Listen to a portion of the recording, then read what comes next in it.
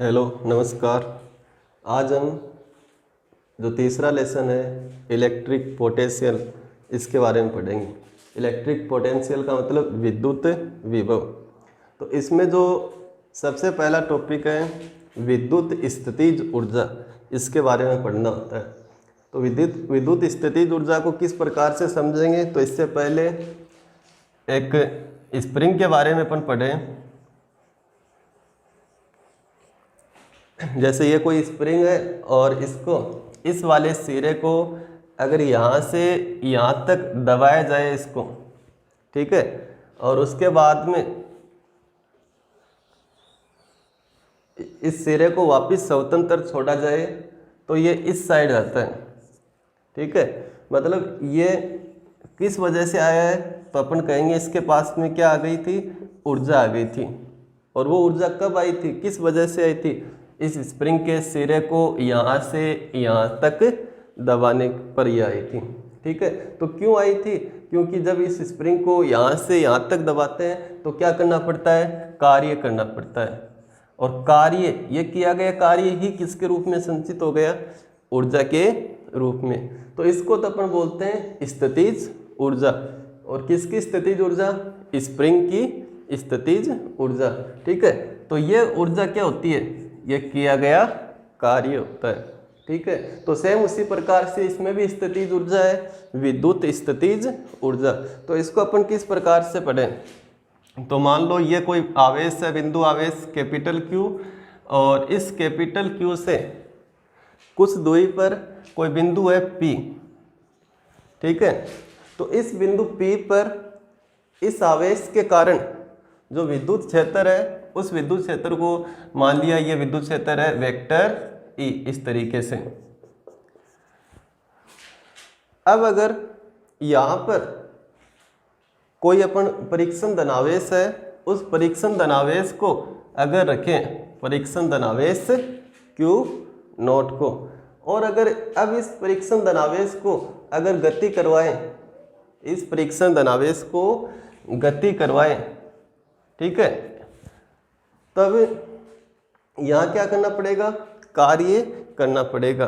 और वो जो कार्य है वो ही कार्य क्या होगा, स्थितिज ऊर्जा। कौन सी स्थितिज ऊर्जा, विद्युत स्थितिज ऊर्जा। तो जिस प्रकार से अपन स्प्रिंग में पढ़ा था कि स्थितिज ऊर्जा है वो क्या होती है कि उसकी स्थिति परिवर्तन में किया गया कार्य, तो वैसे ही यहाँ भी स्थितिज ऊर्जा। इस आवेश को अगर यहाँ से यहाँ तक अपन गति करवाते हैं तो इसके कौन सी ऊर्जा वो संचित हो जाती है, स्थितिज ऊर्जा। और वो किसके बराबर होती है, इसको यहाँ से यहाँ तक लाने में किए गए कार्य के बराबर होती है, ठीक है। तो अब इसमें पहले तो अपन इसका जो सूत्र है वो प्राप्त करेंगे, ठीक है। किसका सूत्र प्राप्त करना है, स्थितिज ऊर्जा का। स्थितिज ऊर्जा किसके बराबर होगी, किए गए कार्य के बराबर होगी। तो कितना कार्य करना पड़ेगा वो अपन इसमें ज्ञात करेंगे। ये जो कार्य है वो समाकलन विधि से किया जाएगा। मतलब पहले इसको अलफ विस्थापित करेंगे, जैसे स्प्रिंग के लिए अपन करते हैं कि इसको यहाँ से यहाँ तक अलफ विस्थापित करने में किया गया कार्य।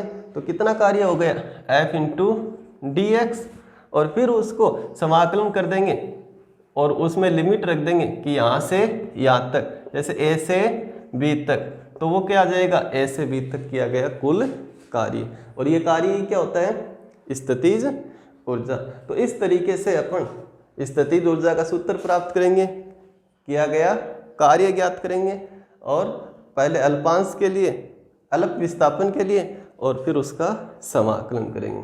तो यहाँ जैसे अपन लिखें कि अलप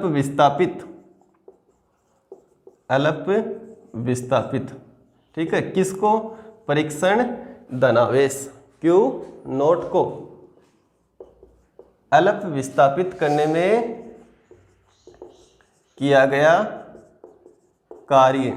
तो इसको अपन ने मान लिया, इस कार्य को dW। तो कार्य बराबर होता है बल इंटू विस्थापन। तो यहाँ हो गया F इंटू विस्थापन क्या हो गया, मान लो इस विस्थापन dx या dr जो भी है, ठीक है। परीक्षण धनावेश Q नोट को अलप विस्थापित, कितना अलप विस्थापित, जैसे अपन यहाँ लिख सकते हैं कितना, dr। अल्प विस्थापित कितना dr करने में किया गया कार्य, तो बल इंटू विस्थापन। अगर इनको अपन सदिश रूप में लिखें तो कार्य का जो सूत्र होता है वो होता है vector F dot vector S, बल सदिश डॉट विस्थापन सदिश। तो यहाँ पर ये हो जाएगा vector F dot vector dr। ठीक है, अब वेक्टर F क्या है, उसको विस्थापित करने में लगाया गया बल, विस्थापित करने में लगाया गया बल। तो अब ये कितना बल अपने को लगाना पड़ेगा, तो ध्यान दो कि ये जो परीक्षण धनावेश, ये जो आवेश अपन ने माना है Q, ठीक है, इसका इस बिंदु P पर कितना विद्युत क्षेत्र है। इस आवेश के कारण बिंदु P पर क्या होगा, विद्युत क्षेत्र होगा। कितना विद्युत क्षेत्र माना है, वेक्टर E विद्युत क्षेत्र माना है। ठीक है, अब उसके बाद में ये वाला आवेश इस परीक्षण धनावेश को क्या करेगा, प्रतिकर्षित करेगा। कितने बल से प्रतिकर्षित करेगा, तो वो बल होगा Q नॉट E। क्या बल होगा वो, Q नॉट E। ठीक है, तो दोबारा से ध्यान दो, इस वाले धनावेश पर बल लगेगा। क्यों लगेगा बल, क्योंकि ये विद्युत क्षेत्र में है। ये किस में है, विद्युत क्षेत्र में। किसके विद्युत क्षेत्र में है, ये कैपिटल Q के ये विद्युत क्षेत्र में। ठीक है, तो इस विद्युत क्षेत्र में Q नॉट पर लगने वाला बल क्या हो जाएगा, F बराबर Q नॉट E। और सदिश रूप में लिखें तो वेक्टर F बराबर Q नॉट वेक्टर E।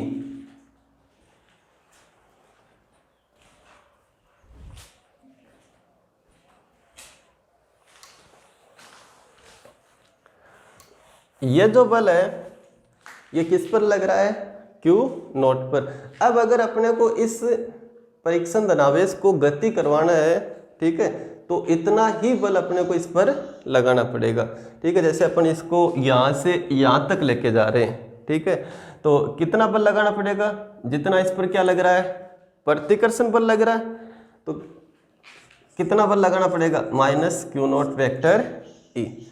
दोबारा से इस पर कौन सा बल लग रहा है, प्रतिकर्षण बल, इस साइड लग रहा है। गति किस दिशा में करवानी है, इस वाली दिशा में, तो कितना बल लगाना पड़ेगा, इतना ही बल। किस प्रकार से, minus Q not vector E, इस दिशा में लगाना पड़ेगा नहीं। ठीक है, इसको अपन प्लस मान लिया तो ये क्या हो गया, माइनस। ठीक है, तो कितना बल लगाना पड़ेगा, उसको अपन ने मान लिया F एक्सटर्नल, मतलब बाह्य बल या फिर लगाया गया बल। तो ये वाला जो बल है वो ही यहाँ पर होगा।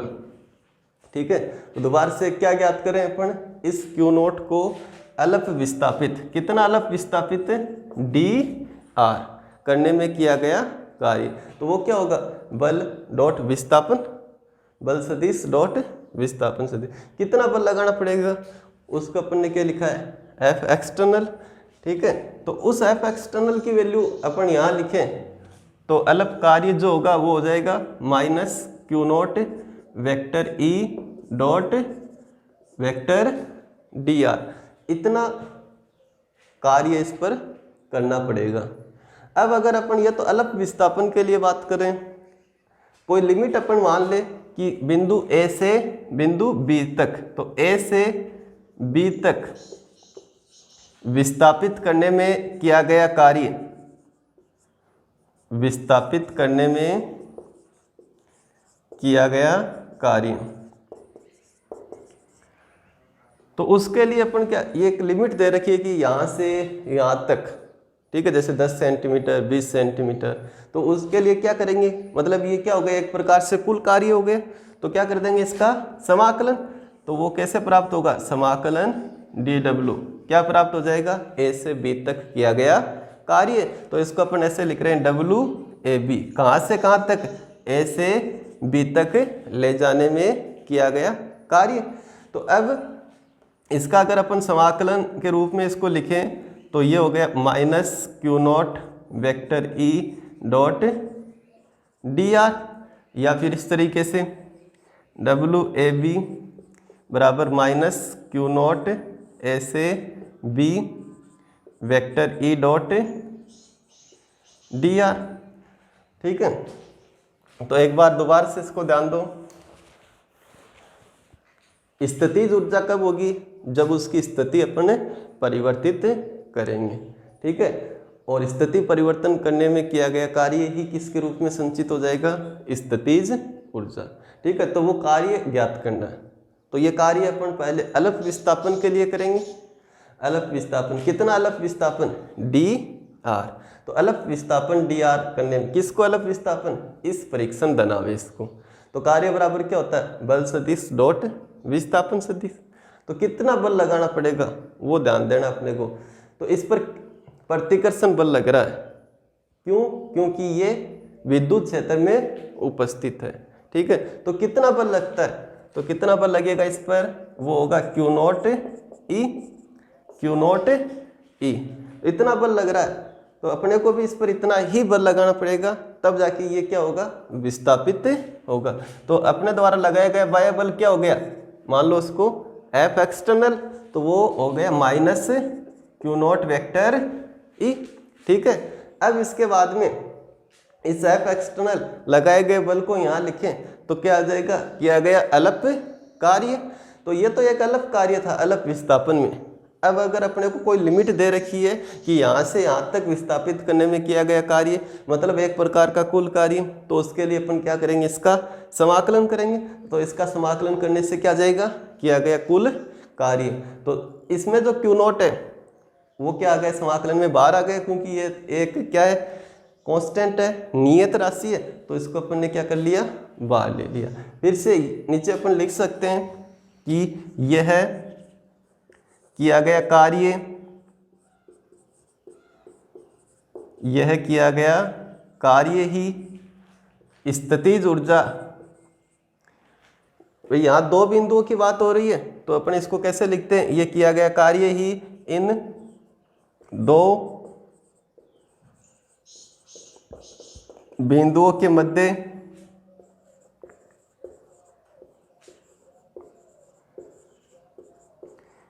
स्थितिज ऊर्जा के अंतर के रूप में संचित हो जाता है।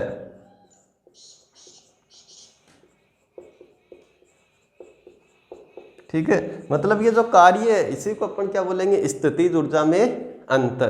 तो इसको अपन किस प्रकार से लिख सकते हैं? स्थितिज ऊर्जा B पर माइनस स्थितिज ऊर्जा A पर। तो ये दोनों बिंदुओं के बीच क्या हो गया? स्थितिज ऊर्जाओं में अंतर। और इसका मान कितना आ गया? माइनस Q नॉट समाकलन A से B vector E dot vector dr, ठीक है। स्थितिज ऊर्जा के अंतर के रूप में संचित क्यों हुआ है? तो इसके लिए ध्यान दो, जैसे ये वाली वस्तु है, इसको इस ऊंचाई से इस ऊंचाई तक अगर लेके जाएं, ठीक है, तो वो किया गया कार्य किसके रूप में संचित होगा? स्थितिज ऊर्जा में अंतर के रूप में संचित होगा, ठीक है। जैसे इस पॉइंट पर अलग स्थितिज ऊर्जा है 10, इस पॉइंट पर अलग स्थितिज ऊर्जा है जैसे 30, तो यहाँ से यहाँ तक ले जाने में किया गया कार्य कितना होगा? 30 माइनस 10 स्थितिज ऊर्जा में अंतर, ठीक है। तो ये हो गया स्थितिज ऊर्जाओं में अंतर। अब अगर अपन बात करें इसके बाद में कि यह तो दो बिंदुओं के बीच क्या है? स्थितिज ऊर्जाओं का अंतर है। अगर किसी एक बिंदु पर स्थितिज ऊर्जा ज्ञात करना चाहे, किसी एक बिंदु पर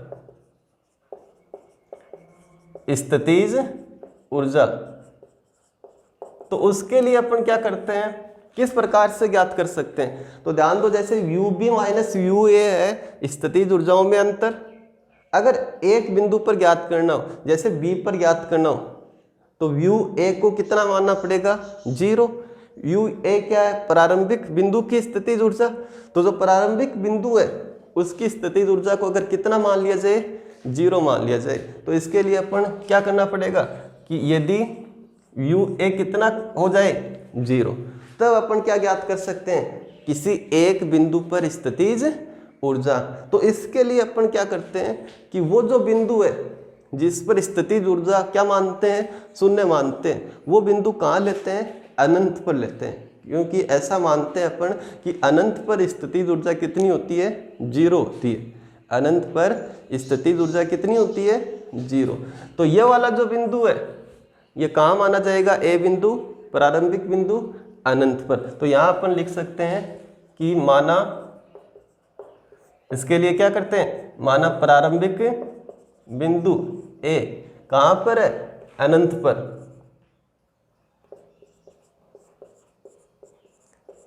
तब अनंत पर स्थितिज ऊर्जा कितनी मानते हैं? 0। तो यू ए का मान कितना हो गया? 0 हो गया। तो अब ध्यान दो, ये वाली जो समीकरण 1 है, समीकरण 1 से, तो समीकरण 1 से क्या हो गया? You B minus U A का मान कितना हो गया? 0, प्रारंभिक बिंदु की स्थितिज ऊर्जा। तो अब ध्यान दो, इसमें ये हो गया माइनस क्यू नॉट, और एक कहाँ माना अपन ने? ए बिंदु अनंत पे माना है। तो ए की जगह के कौन सा बिंदु आ गया? अनंत।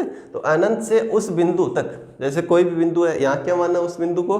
बी। तो अनंत से B, vector E dot vector D are.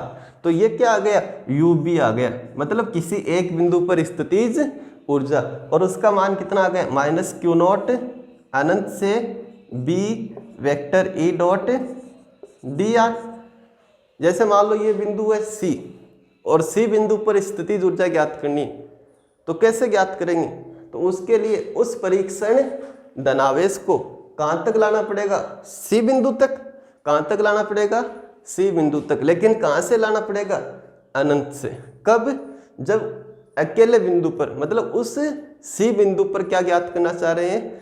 स्थितिज ऊर्जा। अगर दो बिंदुओं के बीच स्थितिज ऊर्जाओं का अंतर ज्ञात कर रहे हैं, तो उस आवेश को, उस परीक्षण धनावेश को उन दोनों बिंदु, एक बिंदु से दूसरे बिंदु तक ले जाना पड़ता है। तब जो किया गया कार्य क्या कहलाता है? उन दोनों बिंदुओं के बीच स्थितिज ऊर्जा। ठीक है। तो जैसे मान लो ये कोई आवेश है Q, ठीक है, और यहाँ एक बिंदु है A, यहाँ बिंदु है B, यहाँ बिंदु है C। अब आपको ज्ञात करना है कि इस बिंदु B पर कितनी स्थितिज ऊर्जा है, इस बिंदु B पर कितनी स्थितिज ऊर्जा है। तो इसके लिए आपको क्या करना पड़ेगा? स्थितिज ऊर्जा कैसे ज्ञात कर सकते हैं? किया गया कार्य। किस में किया गया कार्य? आवेश को लाने में किया गया कार्य।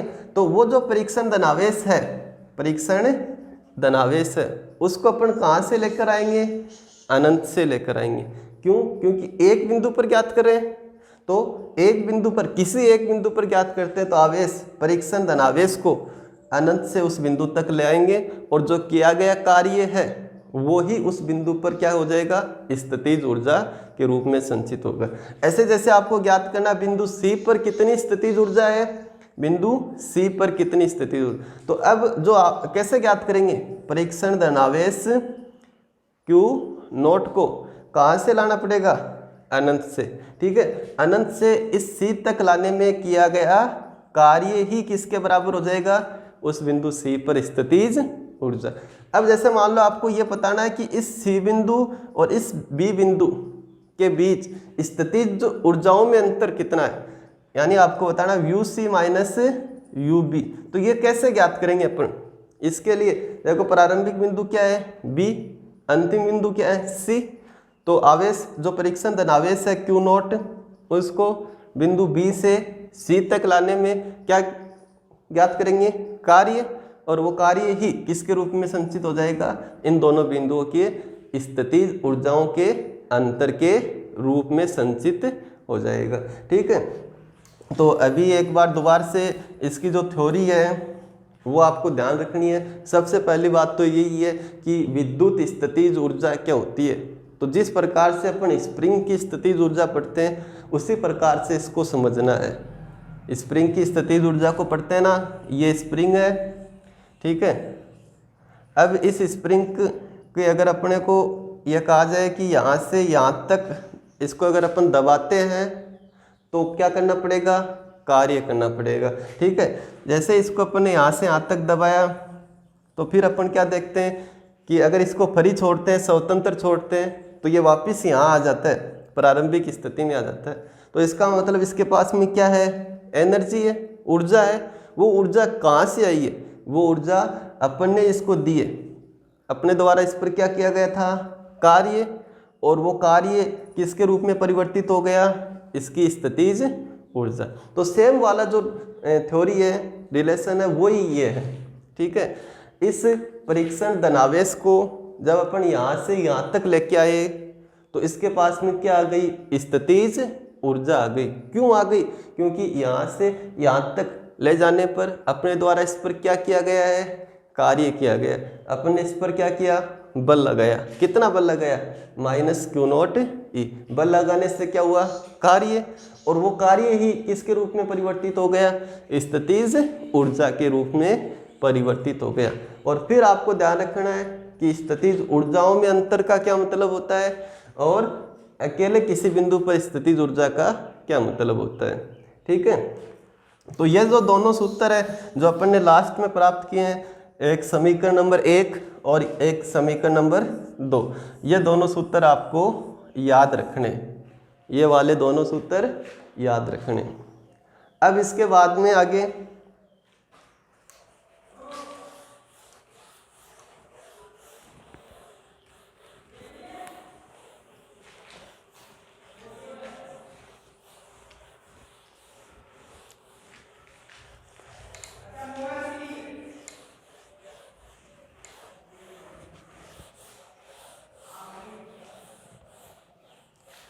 अगर अपन इनके मात्रक की बात करें, इनके मात्रक की बात करें कि स्थितिज ऊर्जा या विद्युत स्थितिज ऊर्जा का मात्रक क्या होता है, तो विद्युत स्थितिज ऊर्जा का जो MKS मात्रक है, MKS या SI मात्रक, वो क्या होगा, जूल होगा। ठीक है, और CGS मात्रक क्या होगा, CGS मात्रक होगा एर्ग। ठीक है, पता ही है सबको, क्योंकि एक प्रकार की ऊर्जा है तो जो मात्रक ऊर्जा के होंगे वो इसका मात्रक होगा। इसके बाद में एक और मात्रक अपने इसके लिए काम में लेते हैं, एक और मात्रक जिसको अपन अन्य मात्रक के रूप में पढ़ सकते हैं, अन्य मात्रक के रूप में, और वो मात्रक है इलेक्ट्रॉन वोल्ट। वो मात्रक है इलेक्ट्रॉन वोल्ट। तो ये जो इलेक्ट्रॉन वोल्ट है, याद रखना किसका मात्रक है, ऊर्जा का। ठीक है, न कि विभव का। आगे अपन नेक्स्ट टॉपिक में पढ़ेंगे कि एक राशि होती है विद्युत विभव और उसका मात्रक होता है वोल्ट। क्या मात्रक होता है, वोल्ट। तो इलेक्ट्रॉन वोल्ट विभव का मात्रक नहीं है, इलेक्ट्रॉन वोल्ट ऊर्जा का मात्रक है। ठीक है, और अब आपको इसमें रिलेशन भी पता होना चाहिए। जैसे आपको लिखा हुआ 2 इलेक्ट्रॉन वोल्ट, 4 इलेक्ट्रॉन वोल्ट, तो ये जो इलेक्ट्रॉन वोल्ट है, ये वाला इलेक्ट्रॉन वोल्ट है, इसमें कितने जूल है, इसमें कितने जूल है। तो इसके लिए आपको ये संबंध याद रखना है कि 1 इलेक्ट्रॉन वोल्ट जो होता है, 1 इलेक्ट्रॉन वोल्ट ऊर्जा वो होती है 1.6 × 10⁻⁻19 जूल ऊर्जा के तुल्य होती है। ठीक है, 1 इलेक्ट्रॉन वोल्ट कितनी जूल ऊर्जा के तुल्य होता है, 1.6 × 10⁻⁻19। क्योंकि कोई भी न्यूमेरिकल करते हैं तो उनको अपन या तो MKS में या फिर किस में चेंज करते हैं, CGS में। तो ऊर्जा अगर इस प्रकार से दे रखी है इलेक्ट्रॉन वोल्ट में, तो अपना उसको किस में चेंज कर सकते हैं, जूल में चेंज कर सकते हैं। अब इसके बाद में जो नेक्स्ट टॉपिक है वो है विभव, विद्युत विभव।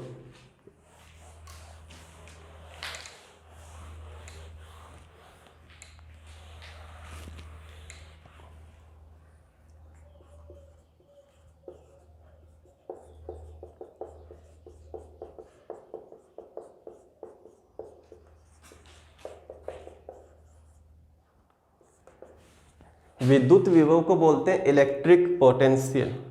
ठीक है, तो ये किस प्रकार से अपन ज्ञात करते हैं। जैसे स्थितिज ऊर्जा 2 प्रकार से अपन पढ़ते हैं, स्थितिज ऊर्जा किसी एक बिंदु पर और स्थितिज ऊर्जाओं का अंतर 2 बिंदुओं के मध्य। वैसे विभव भी अपन 2 प्रकार से पढ़ते हैं, विभव किसी एक बिंदु पर, तो उसको तो सिर्फ अपन क्या बोलते हैं, विभव बोलते हैं। और विभव 2 बिंदुओं के बीच अगर है, 2 बिंदुओं के बीच का अंतर है, तो उसको अपन बोलते हैं उन दोनों बिंदुओं के मध्य विभवांतर। तो एक बिंदु पर तो उसको सिर्फ क्या बोलते हैं, विभव, और दो बिंदुओं के मध्य अंतर है विभव का, तो उसको बोलते हैं दो बिंदुओं के मध्य विभव का अंतर यानी विभवांतर। तो अब इसमें भी अपन सबसे पहले क्या पढ़ेंगे, विभवांतर पढ़ेंगे और उसके बाद में क्या पढ़ेंगे, विभव पढ़ेंगे। तो पहले विभवांतर, विद्युत विभवांतर, ठीक है। तो इसको बोलेंगे इलेक्ट्रिक पोटेंशियल डिफरेंस। उसके बाद में पढ़ेंगे विभव। तो इसको किस प्रकार से अपन परिभाषित करते हैं, तो इसका सूत्र अगर आप याद रखोगे तो उस सूत्र के अनुसार आप इसको परिभाषित कर सकते हैं। इसका जो सूत्र है उसको अपन इस प्रकार से लिखते हैं VAB। इसका मतलब क्या हो गया, दो बिंदु, कौन से दो बिंदु, A और B, A और B के बीच का विभवांतर, ठीक है। तो VAB लिखो, तो इसको जो परिभाषा है वो इस प्रकार से है WAB बटा Q0 या फिर UAB बटा Q0। तो ये WAB या UAB एक ही बात है। ये क्या होते हैं, ये थोड़ी देर पहले अपन ने पढ़ा था। और किस प्रकार से पढ़ा था कि जैसे ये यहाँ कोई आवेश है Q और उसका विद्युत क्षेत्र इस बिंदु पर कितना मान लिया, वेक्टर E मान लिया, ठीक है। अब इसको जैसे यहाँ से A से B तक ले जाना है तो क्या करना पड़ेगा, कार्य करना पड़ेगा, ठीक है। उस कार्य को अपन क्या लिखते हैं, WAB। और वो किया गया कार्य ही किसके तुल्य होता है, उन दोनों बिंदुओं के बीच स्थितिज ऊर्जाओं में अंतर के तुल्य होता है। तो चाहे WAB हो चाहे UAB हो, कार्य और ऊर्जा दोनों क्या होते हैं, सेम होते हैं, ठीक है। तो अब अगर इस सूत्र को अगर परिभाषा में बदले, इससे परिभाषा बनाएं तो किस प्रकार से अपन बना सकते हैं। तो इसके लिए अपने को ये जो Q0 है इसको कितना मानना पड़ेगा, 1 मानना पड़ेगा, ठीक है। तो अगर इसको अगर 1 मान ले, 1 मान ले तो क्या बचेगा, सिर्फ कार्य बच गया। तो वो कार्य ही क्या कहलाता है, दोनों बिंदुओं के बीच विभवांतर। लेकिन ये Q0 क्या होना चाहिए, 1 होना चाहिए। तो ध्यान दो अपन किस प्रकार से लिखेंगे इसको, इसकी परिभाषा को, कि किसी परीक्षण धनावेश से पहले क्या जोड़ेंगे, एकांक या इकाई। तो किसी एकांक परीक्षण धनावेश को विद्युत क्षेत्र है ना, ये किस में है, ये परीक्षण धनावेश विद्युत क्षेत्र में। तो किसी एकांक परीक्षण धनावेश को विद्युत क्षेत्र में किसी एक बिंदु A से दूसरे बिंदु B तक ले जाने में किया गया कार्य ही उन दोनों बिंदुओं के मध्य क्या कहलाता है, विभवांतर। तो इसमें सिर्फ ये वाला है वो जोड़ना पड़ेगा, परीक्षण धनावेश से पहले क्या जोड़ना पड़ेगा, एकांक। अगर ये नहीं जोड़ते तो वो किसकी परिभाषा हो जाएगी, वो किया गया कार्य विभवांतर नहीं होगा, वो फिर क्या होगा, स्थितिज ऊर्जा। तो थोड़ी देर पहले अपने समझा था कि एक बिंदु से दूसरे बिंदु तक ले जाते हैं, किया गया कार्य उन दोनों बिंदुओं के बीच किसके रूप में संचित हो जाता है, स्थितिज ऊर्जाओं में अंतर। अगर उसी परिभाषा में परीक्षण धनावेश को कितना ले ले, 1 ले ले, तो 1 लेते ही वो कार्य क्या कहलाएगा, उन दोनों बिंदुओं के मध्य विभवांतर। तो ये सूत्र आप याद रखोगे तब जाके ये परिभाषा आप अच्छी तरीके से लिख सकते हो। तो किस प्रकार से लिखे अपन, कि किसी परीक्षण धनावेश को विद्युत क्षेत्र में किसी एक बिंदु से दूसरे बिंदु तक किसी एकांक परीक्षण धनावेश, इसको 1 मानना पड़ेगा। एकांक परीक्षण धनावेश को विद्युत क्षेत्र में एक बिंदु से दूसरे बिंदु तक ले जाने में किया गया कार्य उन दोनों बिंदुओं के मध्य किसके रूप में संचित होता है, विद्युत विभवांतर के रूप में संचित होता है या विद्युत विभवांतर कहलाता है, ठीक है। अब ये तो एक सूत्र हो गया। अगर आपको किसी सूत्र में या किसी न्यूमेरिकल में जैसे इस प्रकार से दिया हुआ है कोई न्यूमेरिकल कि किसी विद्युत क्षेत्र में किसी विद्युत क्षेत्र में किसी आवेश, और आवेश कितना दे दिया 2 कूलाम। इस 2 कूलाम आवेश को, इस 2 कूलाम आवेश को एक बिंदु ए से बी तक, ए से बी तक, ये जो आवेश है 2 कूलाम, इसको ए से बी तक ले जाने में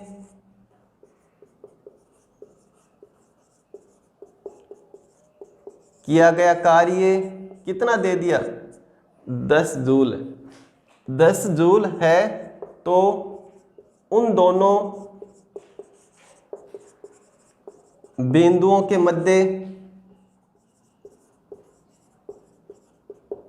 विभवांतर ज्ञात करो।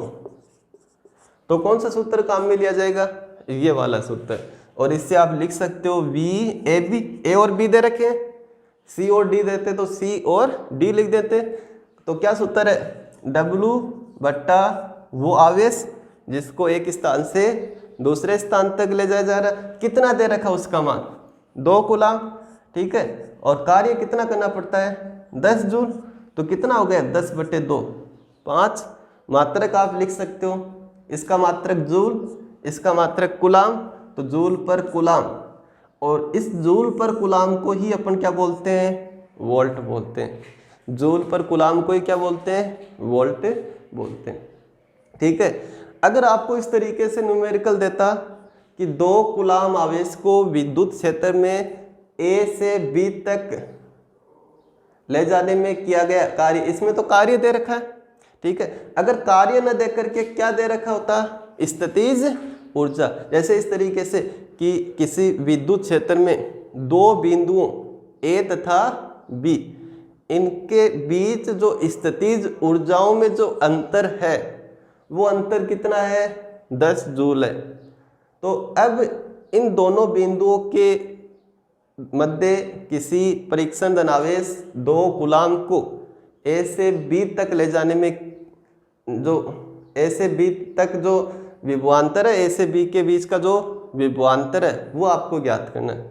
कहने का मतलब क्या है कि अब की बार इस कार्य को किस रूप में दे रखा है, इन दोनों बिंदुओं के बीच स्थितिज ऊर्जाओं में अंतर के रूप में दे रखा है। तो यहाँ WAB न लिख के क्या लिख देंगे UAB, तो सेम वही न्यूमेरिकल है, सिर्फ उसके लिखने का तरीका क्या है अलग है। अब ध्यान दो कि आपको ये पता है कि 2 बिंदुओं के बीच जो स्थितिज ऊर्जाओं में अंतर होता है या एक बिंदु से दूसरे बिंदु तक ले जाने में किया गया कार्य, उसका सूत्र आप पढ़ के आए हो, और वो क्या है -Q0 ए से B vector E dot dr। यह सूत्र पढ़ के आए किसका, जो परीक्षण धनावेश है उसको एक बिंदु से दूसरे बिंदु तक ले जाने में किया गया कार्य, जिसे अपन क्या कहते हैं स्थितिज ऊर्जाओं में अंतर, उसका यह सूत्र होता है। तो अगर ये मान इनकी जगह अपन लिखें तो विभवांतर का एक और सूत्र अपने पास में आ गया, और वो सूत्र क्या हो गया, ये मान रख दो यहाँ पर इनकी जगह, तो -Q0 समाकलन ए से B vector E dot dr बट्टे परीक्षण धनावेश Q0। भाई इसकी परिभाषा में ना ये Q0, तो ये Q0 से Q0 क्या हो गया कैंसिल हो गया, और विभवांतर का क्या सूत्र बच गया, विभवांतर का सूत्र बच गया माइनस समाकलन ए से B vector E dot dr। तो ये विभवांतर का दूसरा सूत्र है, ठीक है। तो आपको ये देखना पड़ेगा कि न्यूमेरिकल में किस प्रकार से दिया हुआ है। अगर इस तरीके का न्यूमेरिकल दे रखा है तो आपको पता है कि सिंपल जो सूत्र है 1 नंबर सूत्र है वो काम में लिया जाएगा। हो सकता है पहले तरीके से न देख करके और दूसरे तरीके से पूछा जाए,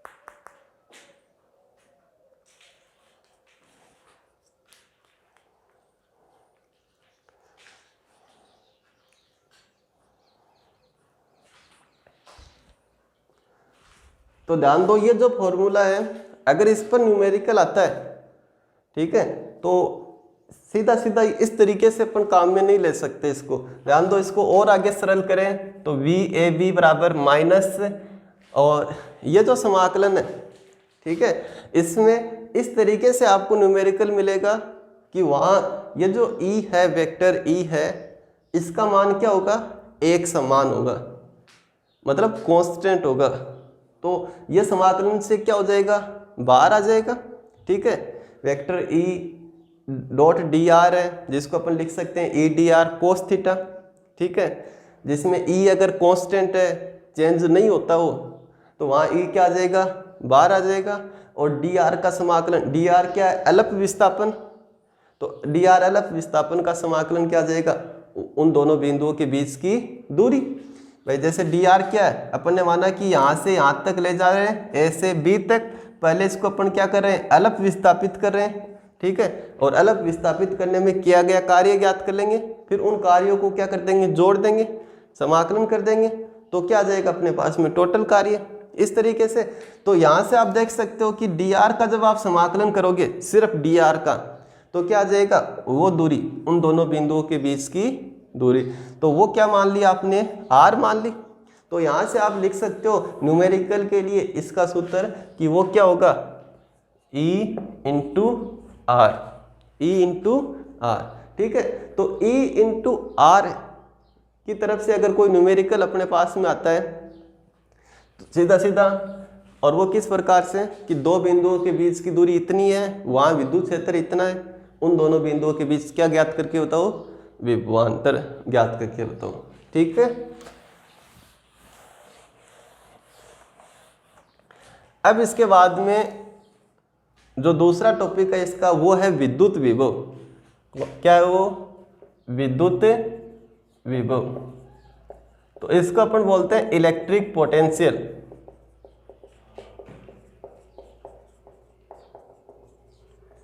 इलेक्ट्रिक पोटेंशियल, तो ये जो इलेक्ट्रिक पोटेंशियल है, इसका मतलब एक बिंदु पर, किसी एक बिंदु पर, और ये विभवांतर का मतलब दो बिंदुओं के विभव का अंतर। तो अब इसके लिए अपन दोबारा से क्या करते हैं, कैसे करेंगे, ध्यान दो कि यहाँ लिखा हुआ है वी ए बी, विभवांतर किन दो बिंदुओं का, बीच का, ए और बी का विभव का अंतर। तो आप इससे क्या मतलब समझते हो, इससे मतलब समझ सकते हो कि B B minus V A, V B minus V, ये विभव का अंतर ही है ना, बी बिंदु और ए बिंदु के बीच का विभव का अंतर है, ठीक है।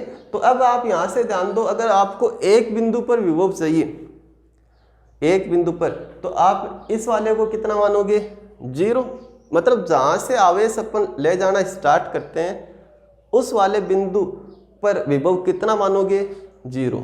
तो उस बिंदु को, उस प्रारंभिक बिंदु को कहाँ पर मानते हैं, अनंत पर, क्योंकि अनंत पर दोनों ही चीज, स्थितिज ऊर्जा भी शून्य होती है और अनंत पर विभव का मान भी कितना होता है, शून्य होता है, ठीक है।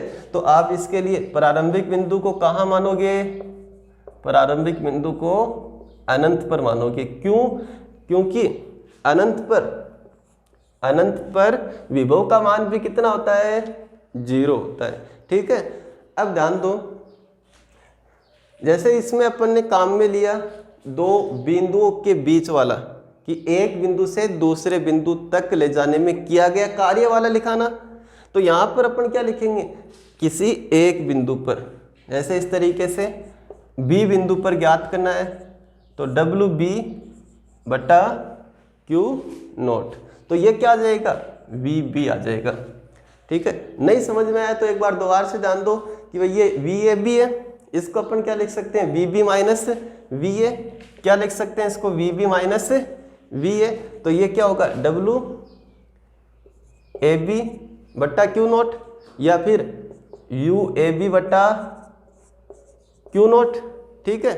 अब आपको पता है कि अगर आप एक बिंदु को कहाँ ले रहे हो, अनंत पर, तो इसके लिए आप क्या करोगे, डब्ल्यू अनंत से बी बट्टा क्यू नोट, या यू अनंत से बी बटा क्यू नोट, ठीक है।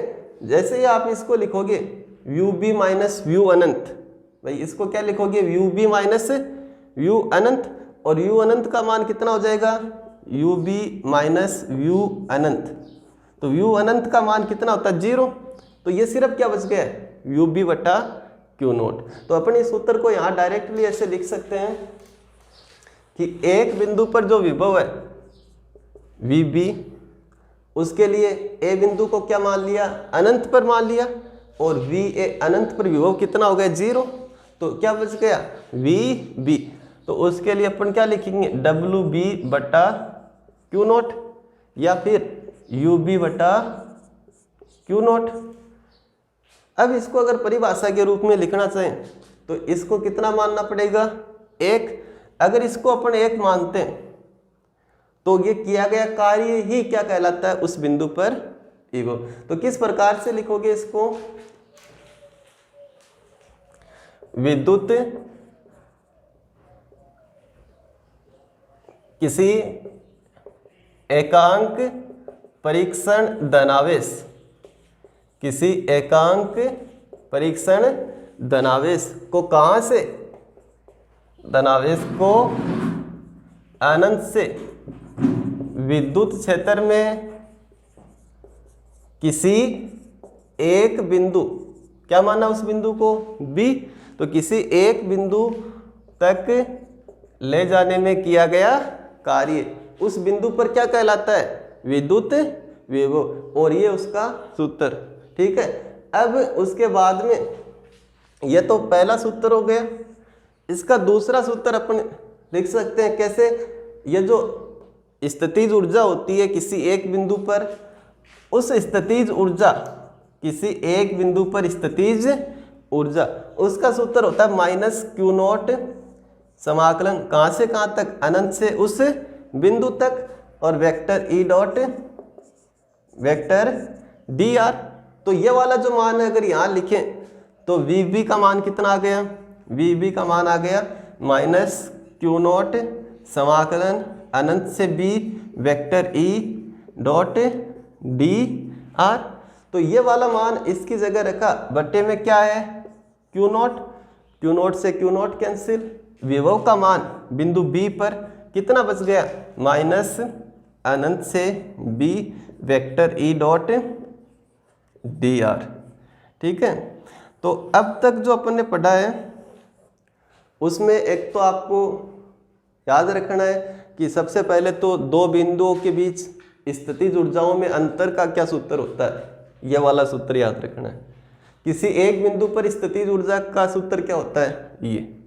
फिर दो बिंदुओं के बीच विभव में अंतर या विभवांतर का जो सूत्र होता है, एक ये होता है, दूसरा ये। सेम टू सेम ऐसे ही किसी एक बिंदु पर विभव के लिए भी दो सूत्र है, ये और ये दोनों के लिए जो सूत्र है, दोनों राशियों के लिए जो सूत्र है वो याद रखने हैं। अब अगर अपन इसके मात्रक की बात करें, विभव तथा विभवांतर के मात्रक, तो विभव तथा विभवांतर के मात्रक की बात करें तो मात्रक क्या होगा इसका, कार्य का मात्रक या ऊर्जा का मात्रक क्या होता है, जूल होता है, और आवेश का मात्रक क्या होता है, कूलाम। तो जूल पर कूलाम, तो जूल पर कूलाम को ही अपन क्या बोलते हैं, इसी को बोलते हैं वोल्ट। क्या बोलते हैं, वोल्ट। तो विभवांतर का मात्रक क्या है, जूल पर कूलाम अथवा वोल्ट। ऐसे ही विभव का मात्रक, तो इसमें जूल मात्रक, इसमें कूलाम मात्रक, तो जूल पर कूलाम।